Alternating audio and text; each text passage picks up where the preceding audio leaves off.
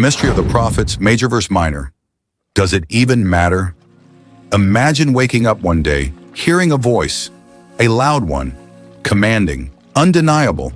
It tells you to stand before kings, to warn nations, to call out corruption, and to risk your life for a message most people will mock, ignore, or even kill you for. Would you do it?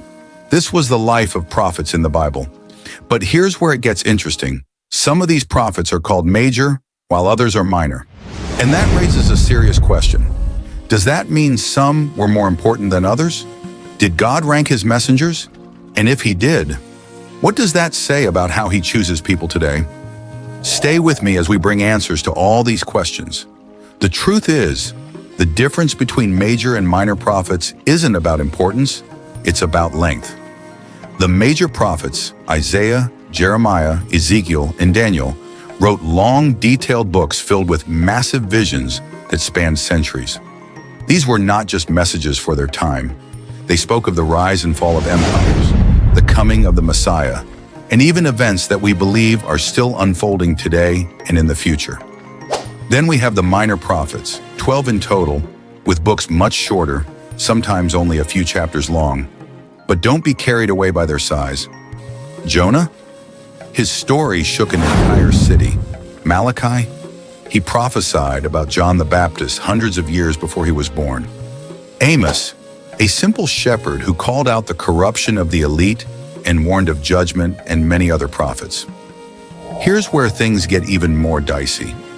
Many of the messages these prophets gave were ignored by the people they were sent to.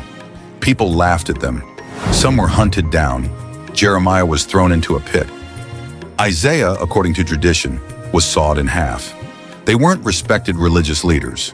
They were outcasts, rebels, voices crying in the wilderness. And yet, their words changed history. So now the real question isn't about major or minor. It's about whether their voices are still being heard. We love quoting prophecy when it's about blessings, but what about when it's about judgment? We highlight the prophecies about Jesus, but what about the ones calling out corruption, injustice, idolatry, and ills in the society? Maybe the prophets weren't just speaking to Israel.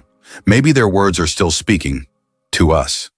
Because if God used ordinary people to deliver extraordinary messages back then, what if he's trying to do the same thing now?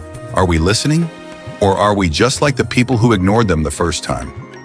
If you love this kind of content, you want to like this video and as well subscribe to this channel. This will help you get notified when a new video is released. As always, thank you for watching.